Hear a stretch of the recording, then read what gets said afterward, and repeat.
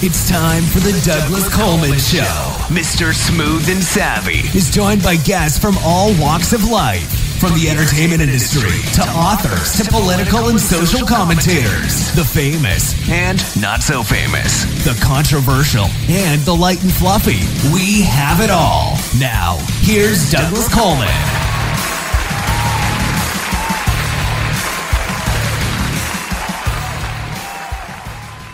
Okay, please welcome to the Douglas Coleman Show, Moshaty. Hey, Mo, how are you? I'm good, Douglas. How are you? Good. Thank you for coming on the show. Nice to have you here. So let's see. According to your bio, you're a genre screenwriter, author, and lecturer. Are you on strike currently? I am not a paid screenwriter. Okay. So no, I'm pre-WGA, but I have been to a lot of the strikes, and I've definitely support my friends in the WGA who are currently in strike 100%. Now, how long do you think this thing's going to go on? Do you know? Oh, I feel it seems that it's going to be the egos to wear down. You know, I feel like, you know, we're trying to come to the table with people who kind of love to reap the benefits of the work of the writers without necessarily feeling that they should be compensated fairly. So the ones that do are going to need to have a good wear into their egos in order to kind of meet in the middle. And I can't tell you how long that's going to be. Hopefully it's soon. I mean, we haven't been able to, in the last couple hundred years, been able to live without art. So in movies and books and television, and music from a visual medium. So just kind of getting us back to where we've been growing as a society that loves media. Hopefully it's not too much longer. Is there one particular issue, I mean, aside from money, is there one particular issue that's sort of holding this whole thing up in the sense that, you know, streaming or like one specific area where the writers feel that they're just getting ripped off by the studios? I don't think it's one particular thing. I think it's become an amalgamation of a lot of small details. And obviously the finance piece is not a small detail. I mean, people got into this, obviously not to get rich, but they do want to be compensated fairly and get paid a living wage and be able to survive. So I can't really say that there is one particular issue that is delaying it. I think it had become a favor of, you know, what you allow is what will continue. And a lot of these, sometimes not even emerging writers, but a lot of the career writers have really been bullied into taking less, working harder for less, and being not compensated as much because of loopholes that were created for a system that doesn't work for them. So I think that it's been kind of a long time coming where a lot of these issues have kind of come to a head where it's not just this, you know, if we just do this one thing, everything will be back to normal. I think it's kind of a myriad issues that need to be addressed and respected and heard fully in order for this thing to move forward. Well, the one part that I saw that I really was, you know, supporting was the pay for streaming content, because as a content 100%. creator, when you get, you know, 1/100th of a penny or something like that for your song on Spotify, or, you know, maybe 1/50th of a penny for your YouTube video ad, it's just ridiculous. Yeah. And you know, I hope that gets renegotiated, at least, because then it'll trickle down to the people that are just independent, you know, to some degree, I think. Yeah, I 100% agree, because what has been happening, and like what I was saying earlier about the loopholes, especially those emerging writers, even seasoned writers that have sold a series to streaming services where, you know, if we get past season 1, then you get this much money. If we get past season 2,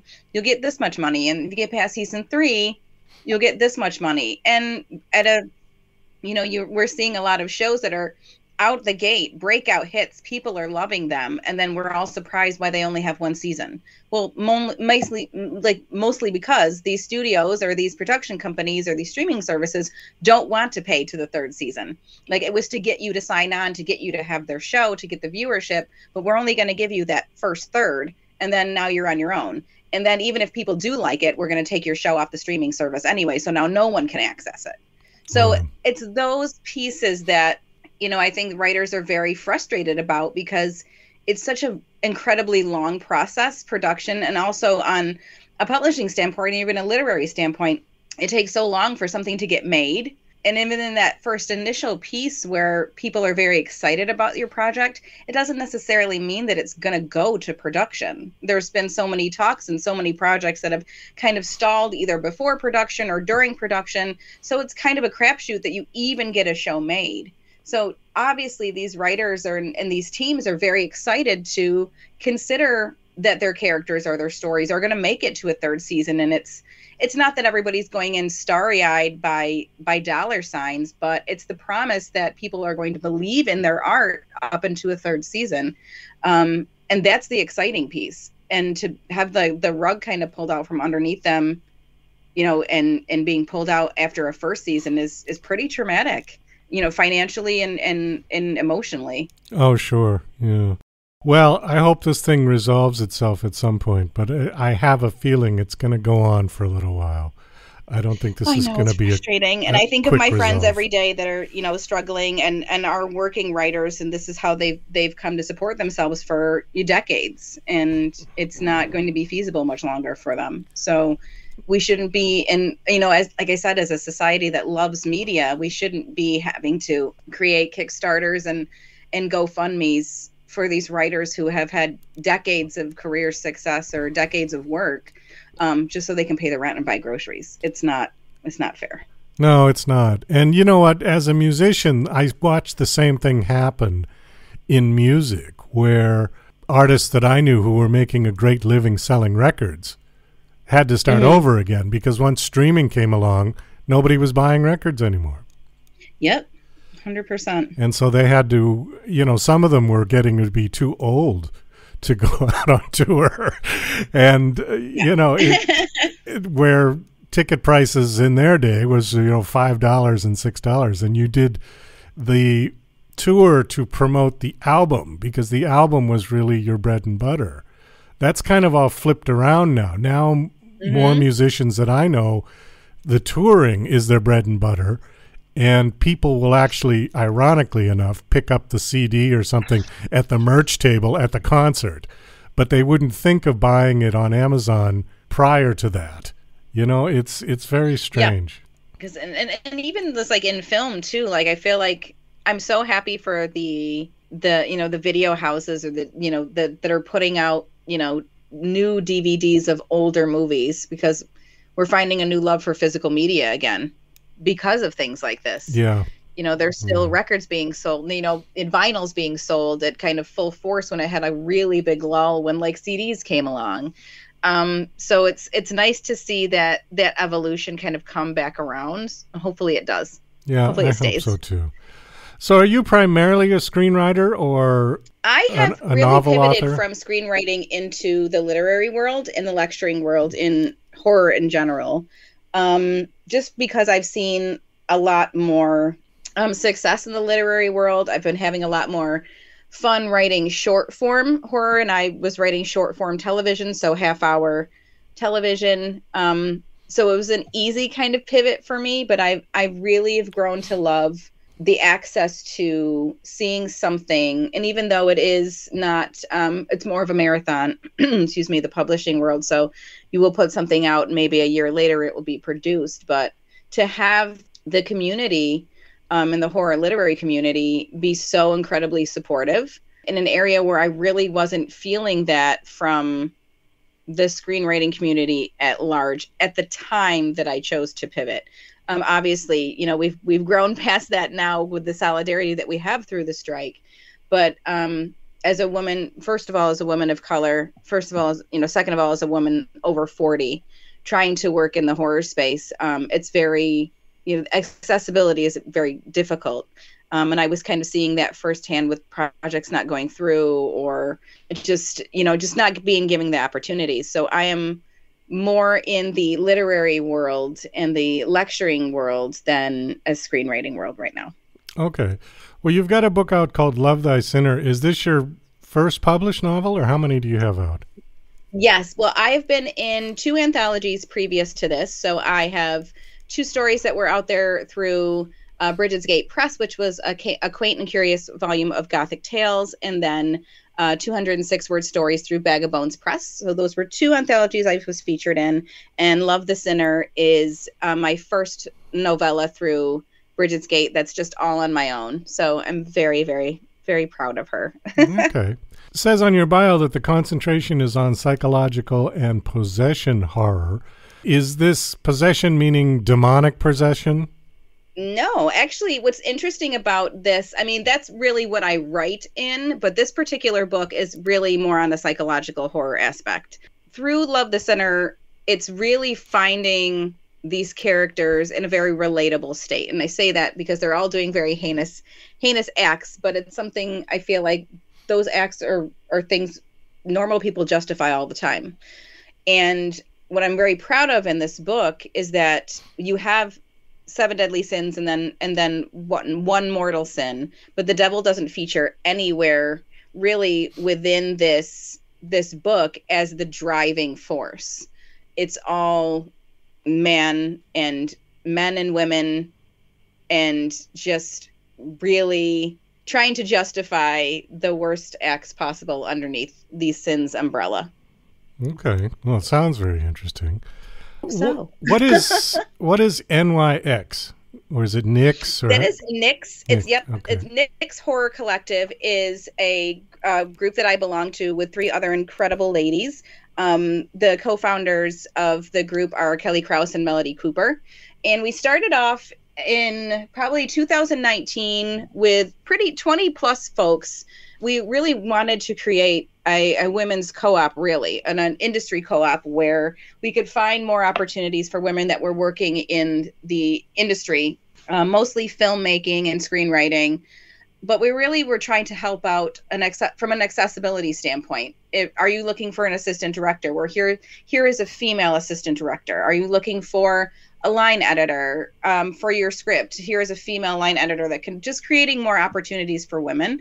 There are few and far between. There's been a lot of female directors that haven't had the opportunity to fail upwards like a lot of male directors have. So we were really trying to create the accessibility in that space. And as that kind of worked through, it kind of whittled down to the 4 of us because people kind of fell away or they had other projects of their own they really wanted to focus on. And it became just the core 4 of us. And in fall of 2019, we started to create a dark sci-fi horror audio podcast. And we were really, really excited about creating new material. And what we had heard was that, our world building was great. Our lore was really great for it. Narrative podcasting was going to have a hard time right now. And then the pandemic happened. And then everybody that couldn't make a television show, began making podcasts. So there was room made for those folks who had already had a track record of creating successful shows. We were kind of pushed to the wayside of, to let those folks breathe, which is great because the art still needs to be made. So without having that particular tack to really hang our hat on anymore in that space, we decided to create more of an pivot back to our accessibility piece of creating more opportunities for women identifying and non-binary creatives. And we created 13 Minutes of Horror, which is a 60-second film challenge for women identifying and non-binary filmmakers. And it was really, really successful. We got a lot of applicants our first year, and we created a panel and film fest around that. We were lucky enough to find the Shudder Channel as our sponsor for streaming. So we were able to have it up on a streaming service. And this was all done through Zoom. We had not met each other physically until after our fest was over in September of 2021. So we've been working behind the scenes since 2019 through the pandemic, through 2021, as a really tight conglomerate. And we were in our second year, 2022. For 13 Minutes of Horror, we just received a Rondo Hatton Classic Horror Award for our film that featured last year. So we're super proud of that. And we just kept the accessibility train rolling by partnering with Stowe Story Labs, which is an incubator kind of worldwide now. They have spots in Ireland. I know they do Galway, California, started much off in Vermont, which gives writers and creatives a spot to kind of really hone their skills and hone their work and do workshops that help to build their work so it's presentable to take to production studios eventually to get their projects made. And we were able to create a fellowship to those workshops for women identifying and non-binary creatives, over 40 that are working in the horror genre. So folks that are not really, we've got some marginalized creatives there that don't have a lot of accessibility standpoint. And especially for all of us being over 40, we are in a stage of our life where we're either taking care of a parent, or we're taking care of children, or we are rooted in a job, or rooted in a place where we live, where we don't have the means to take off work or dip into our savings or do the things that, normal, young single people can maybe do, or people that are a little bit more financially, not necessarily just stable, but have that extra income where you can take off and go to things like that. So we're very proud that we were able to create this type of stipend fellowship to balance out what they would be losing out on by taking this opportunity. So Nyx Horror Collective has been a really big piece of my life in the support of my literary career and also the lecturing piece, because we worked so hard to find representation for woman identifying creatives throughout the industry, and especially within the genre. Do you accept submissions from people? Is that how that works? They'll send in their work? Or when we have our challenge, yes. Outside of that, we're not a production company. We only do produce right now the 13 Minutes of Horror Film Festival and the Film Challenge. So when we have those events going on, we do accept submissions from woman identifying and non-binary creatives. But throughout the year, we do not accept any scripts or projects or anything like that. We just don't have the time or means to produce them. At this point, it's definitely a goal of ours, but we're very heavily concentrated on making 13 minutes the best it can be. And that's going to be our big attention grabber from us for the only project that we do for the year. So the book is called Love the Sinner. It is out now. Mm-hmm. How's it doing? Yes, it was out on July 5th. Okay. And can be found online wherever you get your books, Barnes & Noble, Amazon, Waterstones, what have you. And hopefully it'll be in a couple of your local bookstores within this year. All right, great. Well, we do have to kind of wind this down. Do you have a website you want to give out? Sure. You can find me at moshaty.com. I am on social media, mostly 99% of the time I'm on Twitter. You can find me at Moshaty there as well. You can also find Nyx Horror Collective at nyxhorror.com. And our 13 Minutes of Horror.com is where you can find more information of our past film challenges. And hopefully we'll have some more information about our film challenge for next year. Okay, great. Well, thank you so much for coming on the show. This was a nice conversation, and best of luck with all your projects. Thank you so much for having me.